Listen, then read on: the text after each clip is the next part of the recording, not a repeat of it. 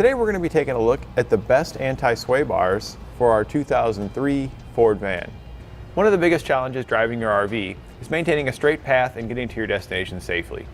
There are many suspension options out there that can help improve your ride quality and safely get to your destination as easily as possible.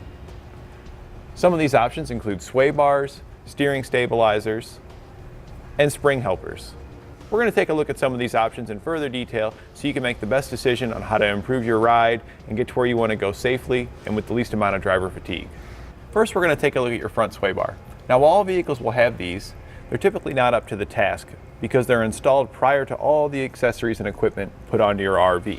These more robust sway bars are going to help prevent that body roll. They're going to work with your vehicle's current suspension and frame to lock it down and prevent that sway from side to side.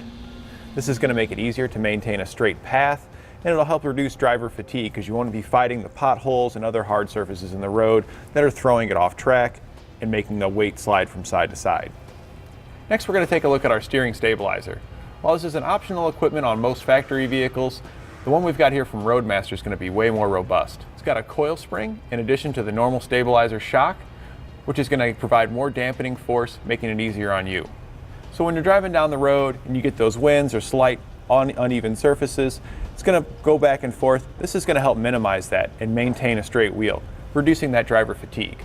Also, if you have any evasive maneuver, hit a large pothole, or even have a blowout, and it jerks the wheel left or right, the spring's going to stretch or compress, and then it's going to want to go back to center, helping you draw it back in and maintaining a safe distance of travel. We're now back at our rear axle, taking a look at the rear sway bar. While this is an option on most factory vehicles, it's not going to be as robust like the one we got here from Roadmaster. Typically when your vehicle is built, it doesn't have all the RV equipment that's on it from the factory. So that sway bar is not up to the task once they add in all those luxuries. The one we've got here is considerably thicker and able to handle that task. Adding extra support in the rear will help that sway in the back from transferring to the front, causing more issues with steering, stability, and driver fatigue.